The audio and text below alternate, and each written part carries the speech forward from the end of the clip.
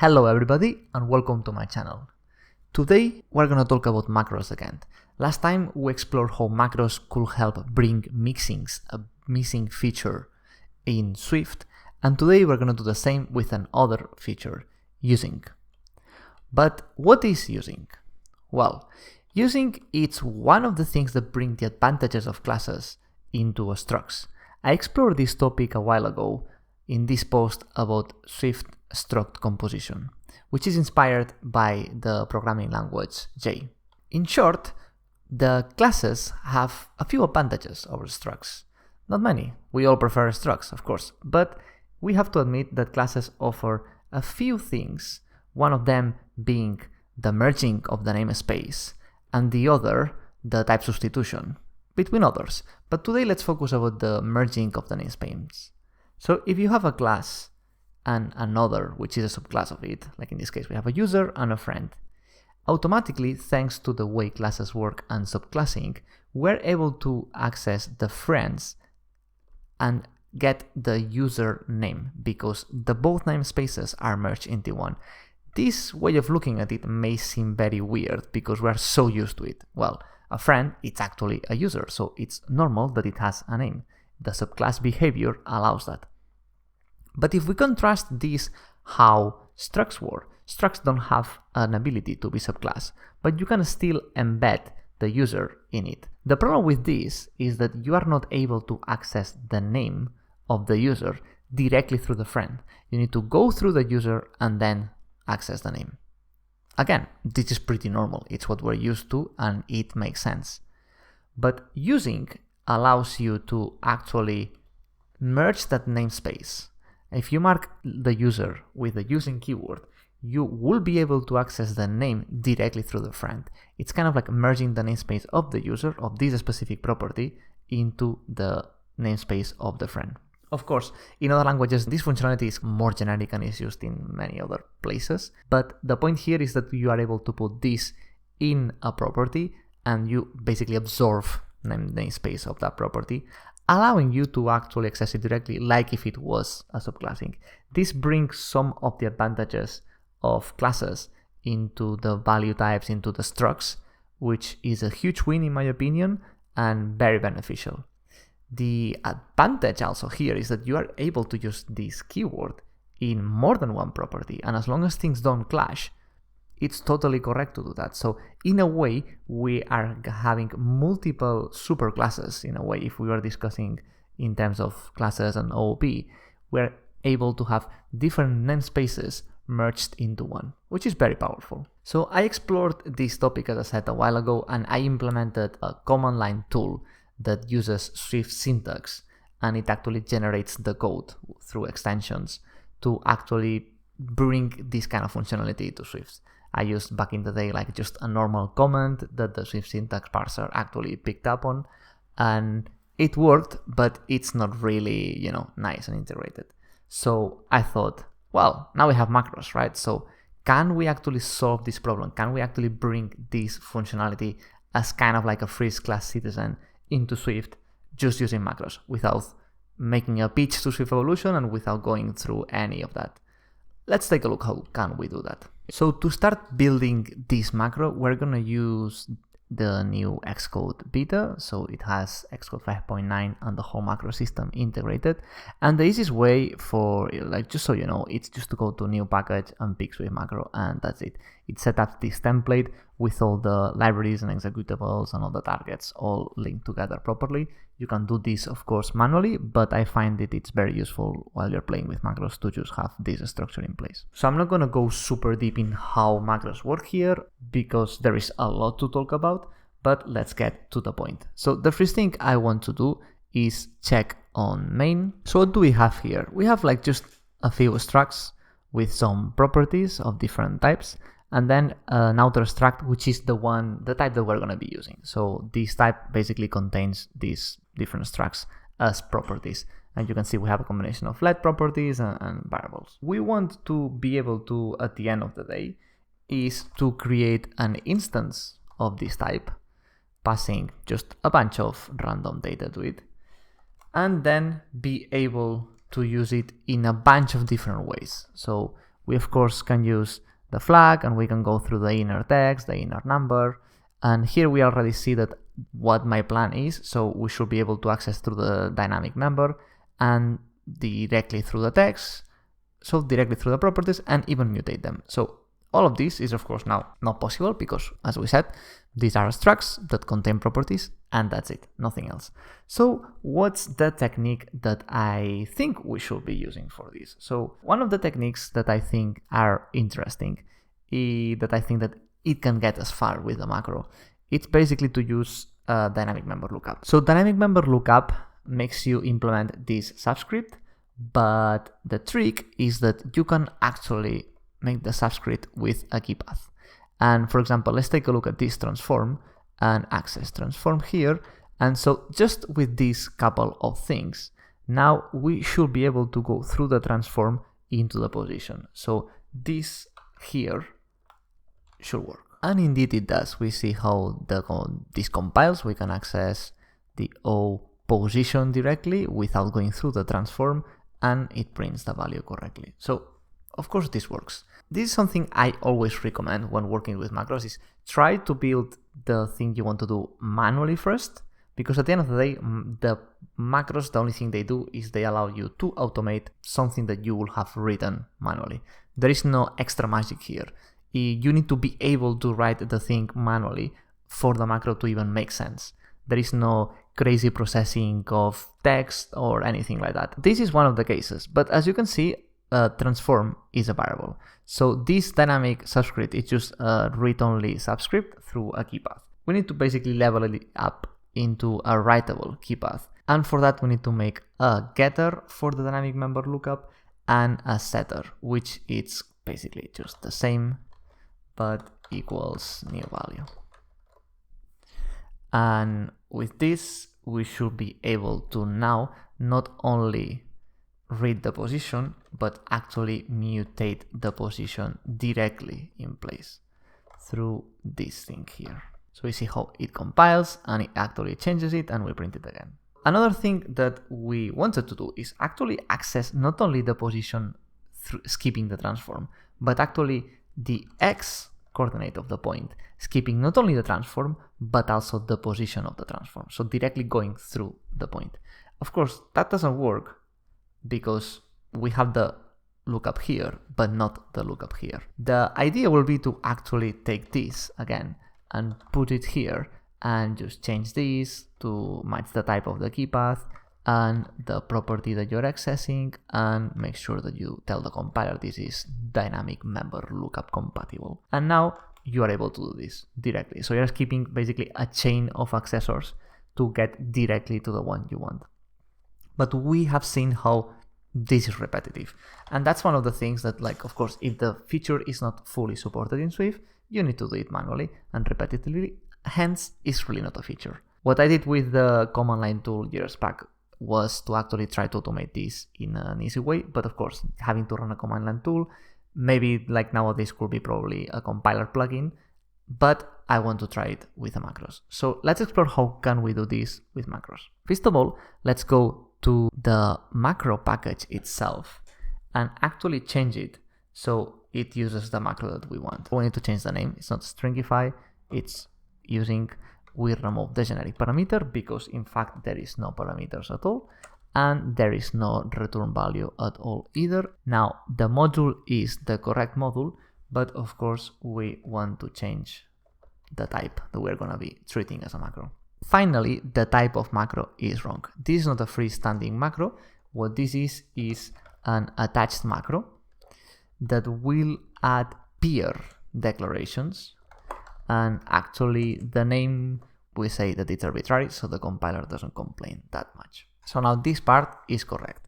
What's the next part? Well, actually implementing the macro. So this is telling the compiler to look for an external macro on this module and with this type. So we go to that module and we actually need to make the type. All this can go, and we make a public struct with the same name we set, and we should be able to compile this if I change this here to tell the compiler where to find it. But of course, this is not a macro. So which macro type we need? Well, we said it was a peer macro, so we can confirm to the peer macro protocol. Now this part compiles. Now the compiler helps us to fill the code. How do we start writing this? For me, what it kind of worked the best is to first take a look at the parameters, like make them a little bit nicer to read, and understand what the heck we need to return here. So in this case, a peer macro wants a list of declarations to insert, as the peer. So we can start just compiling it like with an empty, and that's it, and see where things start failing. So we can see that the test failed, and here is where I think it's highly recommended to just do full, basically test-driven development for macros, because it makes it kind of easier to work. So I'm just gonna paste the test that I already have written down, and don't forget to actually, on these test macros, actually put the name of your macro and the macro type that it needs to use, because that's how this assert macro expansion knows how to access the macro and treat this as your code, expanding through the macro and giving you the result. What are we testing here? So we have a simple type, and in fact, as you can see, you don't have to write too much code, because since we are just doing syntactic manipulation, these types don't even need to exist. So we're just trying to expand it and making sure everything works as it is. We have basically the two variants that we want to make sure we try, the constant and the variable. And as you can see, we have annotated it within using macro, and the expanded is the same thing without the macro. Always remember that macro disappear, so the annotation you put, it also goes away when it's expanded, and in its place we see the subscript.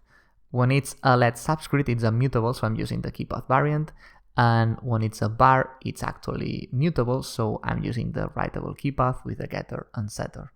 And yeah, the spacing here is a bit weird, but I didn't want to worry about it. I'm sure it can be fixed, or maybe it's just like on this version that we have right now. But the point is that the code generated is actually good code that it compiles. And since you're not going to see this, don't worry too much about it. Of course, if we run this, I'm not expecting it to work because we haven't written anything. But it's going to be useful to see how the development of this feature works. So you can see that it's telling you a nice output, and it basically shows, the macro is no longer there. So as you see, it doesn't complain about that because that's correct. But the expansion of the subscript, it's nowhere to be seen. So how do we write this code? The recommendation here is just to put a breakpoint, run the tests. And the nice thing is that while the tests are working, actually the breakpoint hits and it stops the execution. And it's pretty cool because you can actually see the node and the declaration from Swift syntax. So you can actually print it and you can see the tree that you're working with. So the node is the macro itself, the attribute that you are putting. In this case, not much interesting because there is no data that we need to extract from here. But what we care about is the declaration. So you can see that the declaration looks like a variable declaration with a bunch of information. But the point is that we need two things. The binding keyword to know if it's a let or a bar, and then the bindings on it to basically get the name of the variable and its type. That's basically the pieces that we need to create the dynamic member lookup. So I'm going to show you just a quick way of writing this. It's probably not the best one. It doesn't support all the features. For example, I'm just taking care of the first pattern binding on the bindings array. So if you use the syntax that it's like more than one variable in one line, this is not going to contemplate that, but it's just an example to see how far can we go. So the first thing we do is we take the variable declaration, we cast it because there are multiple types and they need to be cast. And I'm using this custom error that I took from the examples of the macros that the Swift team has posted on GitHub. So I'm just going to copy paste this here. So you can see it's just an enum that conforms to an error. It's just a description that you give it. Quite simple, quite common. So then the next thing I want to do is know if it's a let or a bar. So for this, we access through the binding keyword you see here, and we check the token kind. So the token kind is going to tell us if it's a let or a bar. There is a lot of token kinds, so we need to put a default because basically every token in the language should be listed here, and that's not really feasible. So we basically throw an error if that's not found. And if it's not even a keyword, which who knows, it could be, it also will throw an error. We try to be kind of specific here because these errors, the nice thing about the macro system, it's that they are actually exposed through Xcode and through the compiler. So the user of the macro, if he has written bad code, it will actually see an error.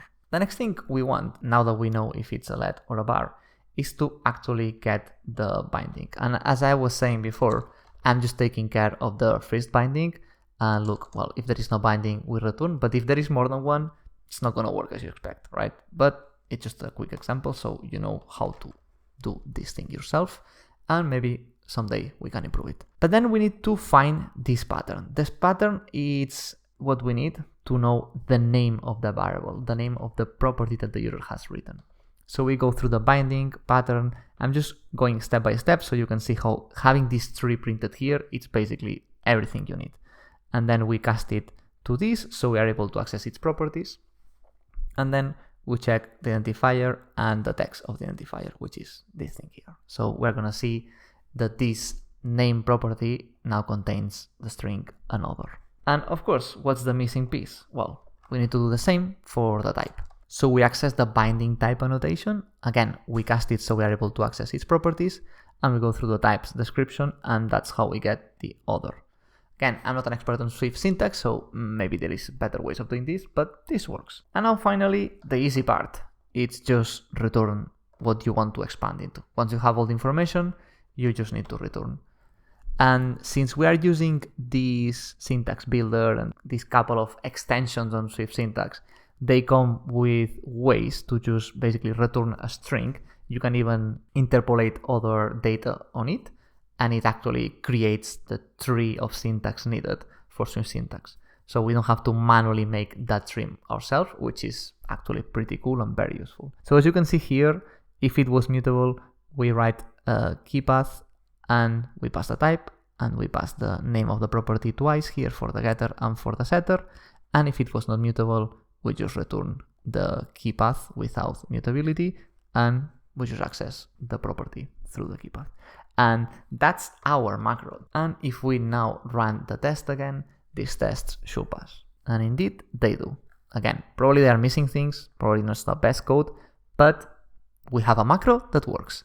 So now let's go back to our main and start removing code. That's the best thing about all of this. What we need to do is actually get rid of the subscript, it's not needed anymore, and just put that we are using this transform property. And we can now go, because we don't have to write the code manually, and say that we are also using the visual and that we're also using the inner.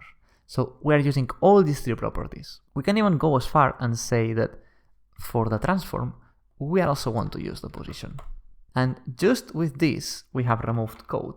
Things still compile, and we can actually start removing the comments from here and run this, and we can see that we can go and do everything. So we can go to the text directly without going through the inner. We can go to the number, the position, and everything that we are using here. That's how you can build a macro that actually adds something new to the language without going through Swift evolution, which is pretty cool, because it's not just that we are removing repetitive code, which that's exactly what we are, but we can see how macros actually open the world to new features that they were not kind of possible or feasible before. Now, for the eagle eye, you're going to see that I haven't removed the dynamic member lookup, and in fact, if you look at my tests, they don't show up here. That's because, well, here we are again, limitations of macros. So right now macros have a couple of limitations that don't allow us to actually do this as nice as we want. So first of all, we cannot put a macro here that replaces itself to the dynamic member lookup. It will be a nice thing to just hide implementation details and say something like this that will be replaced with dynamic member lookup. And so ideally, we don't want to do that. So just get rid of this, I saying using here, and automatically this works. That's not possible either. Because even if the code is generated and dynamic member lookup is generated, as you can see here, the dynamic member subscript exists, it's there. But since you are not marking the struct as dynamic member lookable, the compiler doesn't know that when you do this, it should go and use the dynamic member subscript to access the properties. The problem with macros is the macros don't go up. So when you attach the macro here, the only information you get is from it's basically the thing that it's attached to. There is no way for a macro to receive the information up or manipulate the code up. That's done on purpose, but it's a limitation that, well, it blocks many things and we need to be aware of. An alternative will be to ditch the dynamic member lookup solution and actually use getters and setters, generate that, like what I did on my command line tool. The problem is that macros don't let you do that either, because in order to generate all the getters and setters, all the computer properties from the nested type, you actually need access to the information of that type, what it contains. And macros don't have that either. You only get what you saw on the console, the syntax tree. That's it. There is no extra type information and you cannot request the compiler to give it to you. So that's not a solution either. That's kind of it. We have not the best solution. So again, macros go in the right direction. But I think that right now they're still missing a bunch of things to actually do the kind of thing that I've always wanted to do in Swift, which is expand the language and improve it without having to do anything in the compiler. But it's what it is. It's the current iteration of it. I'm sure things are going to improve. But the question I have is that I'm not sure if something like going up, it's going to be ever fixed, because it's kind of, part of the theory of how macros are built. Well, that's it. Some improvements, not perfect, but it's better than nothing. So maybe next time we actually are going to try to do a macro that it can be done. Because it feels like I'm just putting the macro system into its worst position, and that's not my plan, because I'm super, super excited about it. But that's it for today. Thank you all for watching, and see you next time.